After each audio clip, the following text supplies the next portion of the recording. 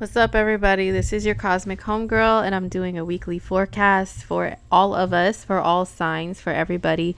General cosmic weather, if you will, for the week that starts October 13th, 2019. And I covered the 13th last week as well. I'm recording this after the 13th, of course. But I hope everybody has a good week. I hope the full moon in Aries brought some significant changes in your life that are necessary and that are favorable for you. I will be still catching up on readings and still continuing to get back into the weekly posts here on YouTube and on Instagram. If you're not following me on Instagram, follow me at Cosmic Homegirl. It's just all at Cosmic Homegirl. All right. And also, some people have asked me about donating to my platform. I do have a PayPal. It's paypal.me/Pisces Moon Goddess. I'll leave it in the comments. If you do decide to donate to my channel for me putting and my platform for me putting out free content and free horoscopes for everybody. Even though I'm a crazy mad woman, I have like so many freaking jobs and I do astrology and I'm a mom and all that. Yeah, life is pretty crazy. So I appreciate people wanting to give support. I'm very weird about, I don't like to ask for stuff, but if people are offering, I still am weird about it. But I mean, I am spending time like giving out free stuff. So, I mean, if you guys want to, contribute, then I would greatly appreciate it. And it actually does give me more opportunities to put more into my platforms and put out more if I did have donations, because then I wouldn't have to work these weird, crazy little jobs all the time. So if you want to donate, thank you so much. Thank you from the bottom of my heart, because I'm super weird about accepting stuff from people. Okay. But I want to just do astrology and just like dive back into it. So anyway, that was the intro to the video. Now, what's going on this week? What's the horoscope? What's the weather like? I'm going to make this very brief because hey, Mon, gotta go to work. Told you guys I got 15 job, Mon. I gotta rush off to work, but I still want to be able to get a horoscope in for everybody. So what's cracking this week? Well, we did have a full moon in Aries on the 13th. I went over it in detail on last week's horoscope. So go check that out if you want more detail. It's just a general one. It's not by sign. I didn't get a chance to do a post on IG because I was on a little spiritual retreat that was much needed during the full moon to release a bunch of crap. All right. But pretty much full moon in Aries. It's Aries versus Libra, you versus others, taking care of you versus taking care of others. You like doing things for you and because you want to do them, and saying F everybody else, others, what they think about what you want to do and what you're doing, or who you are, who you truly are. Don't worry so much about what everybody else thinks. Worry about what you think and what you feel about your own self. And it's crazy because I did have a little spiritual retreat to the beach, to the ocean, to just like really, it was for release. I mean, I took some cute little thirst trap pictures or whatever when I was there, but it was for spiritual reasons why I was there a whole day, just like chilling. This gentleman came up to me, an older gentleman, very wise, just randomly, and started talking to me. I'm not one who likes to randomly talk to strangers, especially men. But whatever, I don't know. It was for a reason. And he said, I don't really talk to people either, but I just felt compelled to talk to you for a reason. And it wasn't like some pervert stuff. But anyway, he had a lot of wise spiritual advice and everything. So he told me pretty much a lot of stuff like, you just need to get out there. You just need to do you. You haven't even let your true self be like discovered by your own self yet, let alone be seen by everybody else. And you just need to jump out there and do it. Who cares what everybody else says? F everybody else. Live your life. So pretty much some of the spiritual advice, random spiritual advice this gentleman gave me was very much full moon in Aries.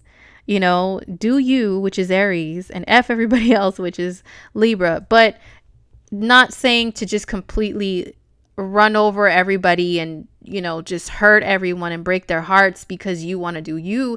You got to find the proper balance between the two, between doing you but still caring about others, yeah, and like catering to others, like being respectful, having respect for other people while you're still doing you, not being completely selfish, but not being a complete pushover and just doing things only because other people want you to do them.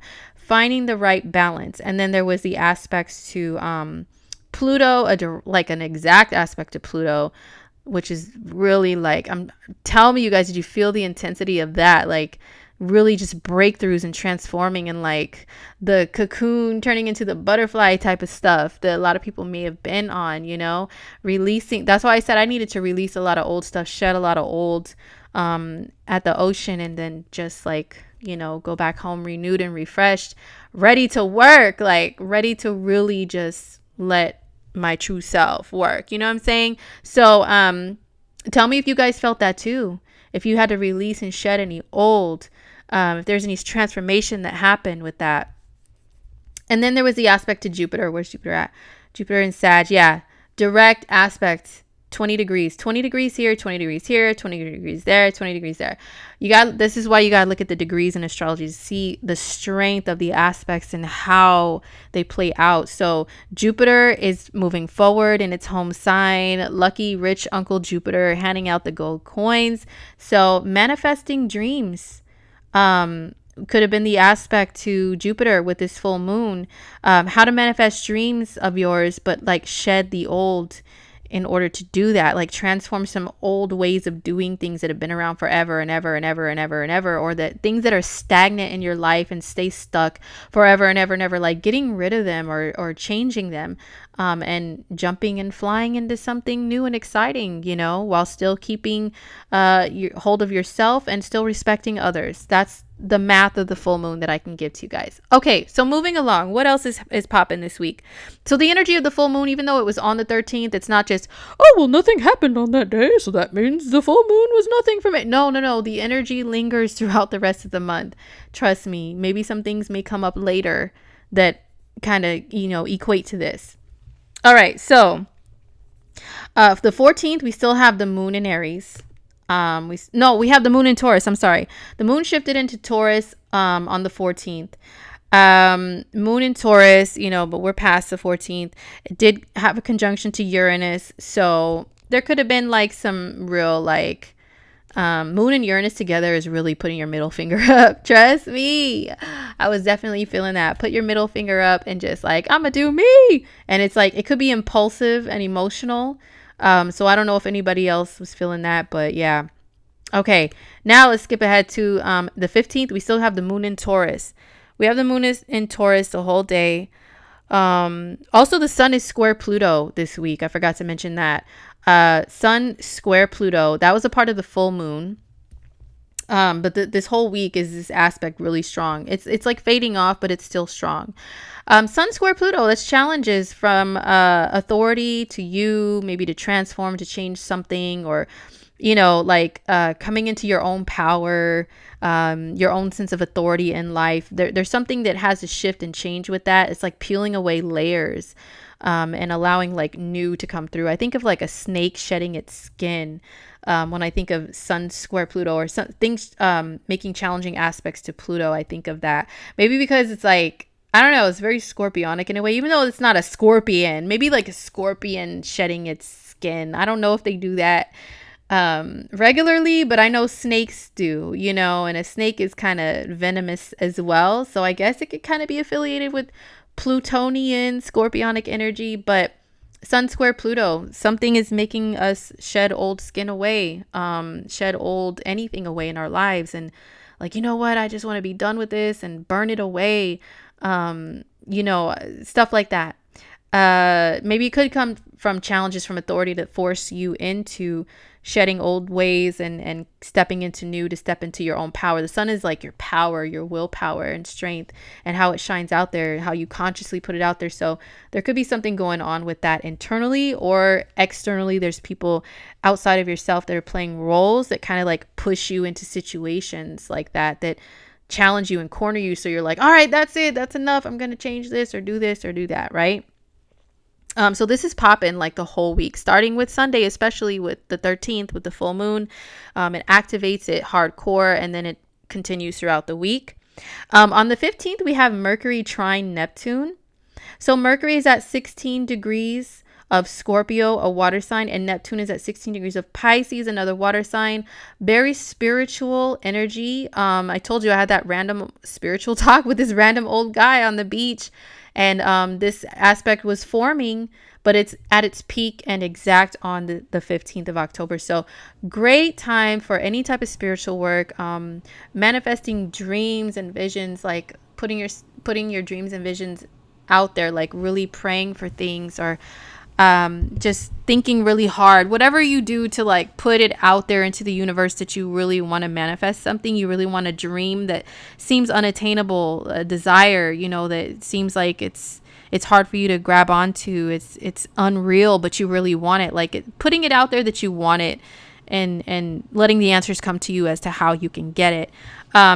This can also be Mercury trine Neptune is a beautiful aspect. It's like very spiritual. So whatever messages come to you in dreams, even pay attention to your dreams around the 15th, even, a little after, because they can have some real messages within them. You can even communicate with people that you're very spiritually connected to, like telepathically.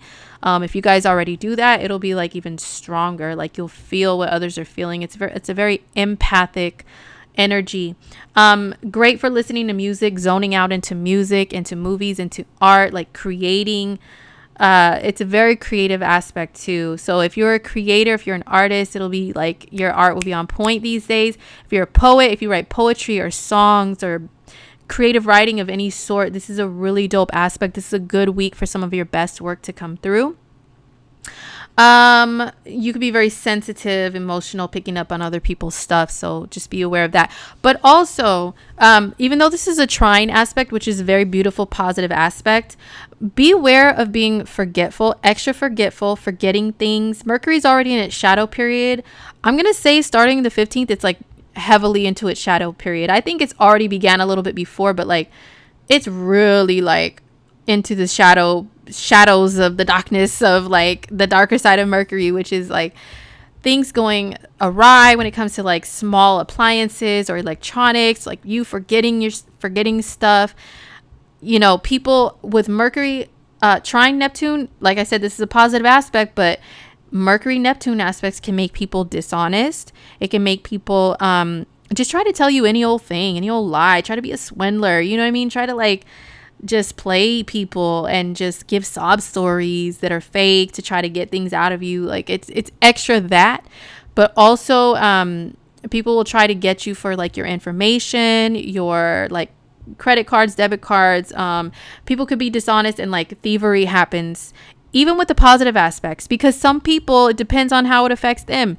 It's a great aspect, but maybe it brings out things in them to where they just want to dive into the darker side of it and like try to swindle, try to steal and everything. So just watch your stuff, watch your information and your material things, okay? And watch what you say, because you can maybe have loose lips, like they say, and just say, blurt out stuff that's secrets. Scorpio is secretive. Pisces could be secretive too, but Neptune could be like, la la blah blah, just blurt out whatever, because there's no boundary. Like the boundary that Scorpio puts up of privacy could be dissolved by Neptune, by Pisces, okay? So secrets that you don't want to be revealed can be revealed. You know what I'm saying? Or maybe this could be like people revealing their feelings and stuff like that, which that could be nice, but some people may take this to the darker side of Neptune, which is like there's no boundaries between them and your information and your stuff and you, and just like be invasive one way or another.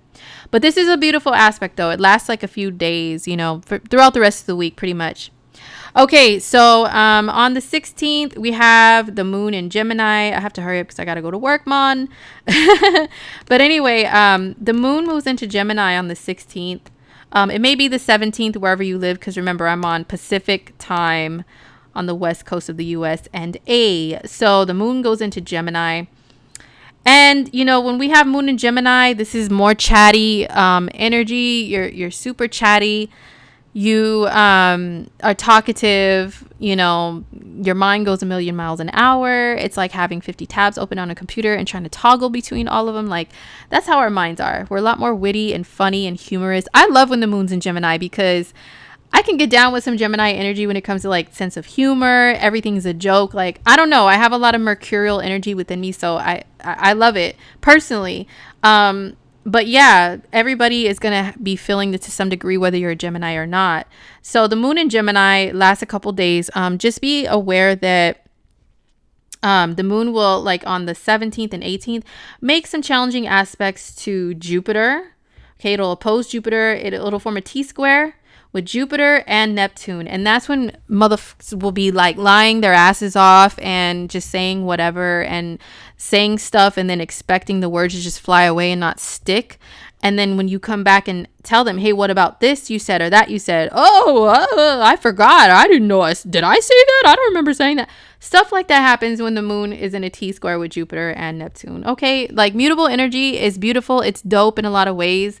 But I'm telling you, it brings out the bullshit in people. Like it really does. Like literally, people try to BS you when there's like challenging mutable aspects. So and also this can mean like you can have false hopes within something. You know, you misunderstand things, misinterpret things when this happens, because Gemini is communication energy too. And then Mercury is in its shadow period. You know what I'm saying? This is a degree, 11 degrees of Scorpio that Mercury goes back to when it's going to go retrograde on Halloween. It goes from 27 degrees and then throughout November it goes back to 11 degrees and it'll sit here and then it'll move forward again. So pretty much this is the beginning of Mercury being in shadow, like for real is. Oh wait, I'm sorry, I'm looking at Venus. Yo, speaking of Mercury in shadow, you guys, I'm a Scorpio rising and Mercury's in Scorpio in shadow. So forgive me for that error. I don't have time to go back and edit. I'm looking at Venus and I'm talking about Mercury. Like when Mercury's in your sign, this is proof. I told you, I give real life astrology, you guys. When Mercury is in your sign, your rising, your sun or your moon sign, like you could be very absent-minded and just, oh my gosh, make so many errors and mistakes. It's just ridiculous. You have to slow down and I'm trying to hurry up. So that's why Mercury is getting me right now. But anyway, just ignore what I just said, but Mercury is still in its shadow period. Okay, moving along. So then there's not really much any other new aspects or moon phases or anything, except the moon shifts into Cancer on the 19th. And I'm doing this through the 20th, the 13th through the 20th. So the moon in Cancer over the weekend. And, you know, that can make us want to maybe stay in and cozy up with a boo if we have one, or just stay in and cozy up with ourselves or your cat, your dog, your plants, your birds, whatever you have. Just chill. It may be a chill weekend of not really wanting to go anywhere. Just want to stay home, you know, or stay around the people that you know and not really anybody new. It could be that type of a vibe with the moon in Cancer over the weekend. Sensitivity will be on high. You know what I'm saying? You'll be extra hungry. If you are attached to mother figures, maternal figures, you may want to be around them a little more. Cancers will be cancering hardcore. Okay. Cancers will be doing the Cancer thing, hiding in their shell, saying, why me? And singing sad songs and just wanting to eat all day in their jammies and not go anywhere and not answer your phone calls or texts too, because they're in their feelings. So, but we all may be feeling that to some degree, being under the influence of the Cancer moon. So yeah, on the 20th, the moon is still in Cancer. It'll be there until the 21st. And then, you know, the sun is finishing up its run through Libra. There's not really any other major aspects for me to talk about. It's just, you know, we still have the Mercury trine Neptune in effect. We still have the sun square Pluto in effect. So those are still lingering throughout the week and the weekend of the 19th and the 20th. So yeah, guys, that's it. That's the forecast for this week. I really hope you guys found it to be helpful in some sort of way. Don't forget to follow me on Instagram. I am back to being a little more active on there. I'm easing into it. I'm really rearranging my schedule and getting rid of some of these jobs and just gonna get back to focusing on what I love. Well, one of the many things I love, which is astrology. So yeah, if anything happens and I disappear, you guys, it's really because I'm going through some major things. So please forgive me when I do that. Forgive my absence. But I'm back for the time being. I'm knocking on wood. Nothing else crazy happened to me. Universe, please. So I can give you guys your horoscopes and have fun while doing this and posting stuff. So once again, people have asked me if they can donate to my platform. I'll leave my PayPal information below in the comments. And I'll try to put it in the description too. So it's paypal.me. I think it's /Pisces Moon Goddess. That's like my old name. PayPal is whack. They won't let me change it. So that's what it is. But take care, you guys. Have a good week. And I'll see you guys next week. All right. Peace.